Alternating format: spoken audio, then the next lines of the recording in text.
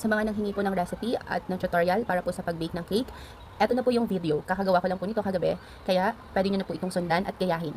Hello mga kasiram, eto po yung bago kong spell. Let's start na po. Siyempre po una, kailangan po natin dyan ng wax paper. Sinusukat ko lang po yan sa baking pan na aking gagamitin. Kung anong sukat po ng baking pan, yun din po yung sukat ng wax paper. Then set aside po muna natin siya. Dalawang bowl po ang gagamitin ko dito. Tapos, isa-separate lang po natin yung egg yolk sa egg white. Gaya po nitong ginagawa ko. Kailangan po, sa egg white, wala po siyang mahalo na kahit konting egg yolk. Kasi once po na mahaluan yan, hindi po siya aalsa.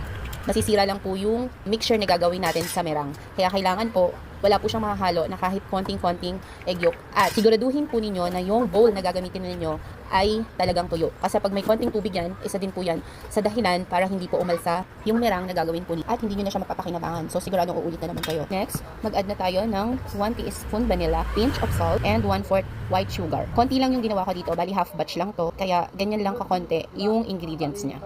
Tapos, haluin lang mabuti hanggang sa maglighten ang color niya. Mas maganda kung very lighten ang color niya talaga. Para mas makita nyo yung resulta mamaya pag na-bake nyo na siya. Sunod na natin yung 1/4 cup ng water. Tapos, haluin ulit siya. Ilagay na din natin yung 3/4 cup ng all-purpose flour. Importanteng i-sift natin yung flour. Yan. Tapos, isunod na natin ang 1 teaspoon na baking powder. Tapos, halu-haluin lang natin siya ng ganyan. At panghuli, i-add na natin yung 1/4 cup ng oil. Tapos, haluin lang ulit natin siya at iset aside. Dito na po tayo gagamit ng mixer. Stand mixer po yung gamit ko. Tapos, nilagay ko na po yung bowl na may egg white. Gumamit din po ako dyan ng half teaspoon na kalamansi kasi naubusan po ako ng cream of tartar. Tapos, minix ko na po siya sa high speed. Meron din po akong naka-ready na 1/4 cup na sugar para po ihalo dyan sa mixture ng merang. Gradually lang po ang paglalagay ng sugar at antayin po natin na mag-double po ang volume niya.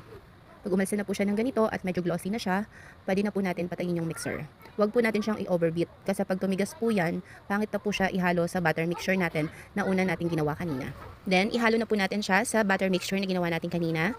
Ayan, kalahati lang muna yung nilagay ko. Tapos, cut and fold lang po yung paghalo niya na medyo mabilis lang po sa video kasi pinas forward ko na. Pero sa personal po, huwag po masyadong mabilis ang paghalo. Cut and fold lang po ang gagawin po natin dyan para hindi po ma-overmix yung ating mixture. Tapos, ilagay na po natin sa baking pan para maisa lang na po natin sa oven.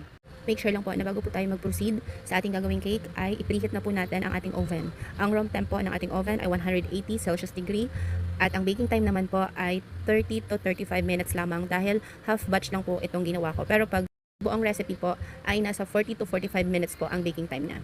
At ito na po ang ating chiffon cake. Ayan, napakaganda. Look naman ng texture niya. At syempre, napakalambot din. Sana po ay nagustuhan ninyo ang recipe ibinahagi ko sa inyo. Kasiram ngani! Thank you for watching. Bye!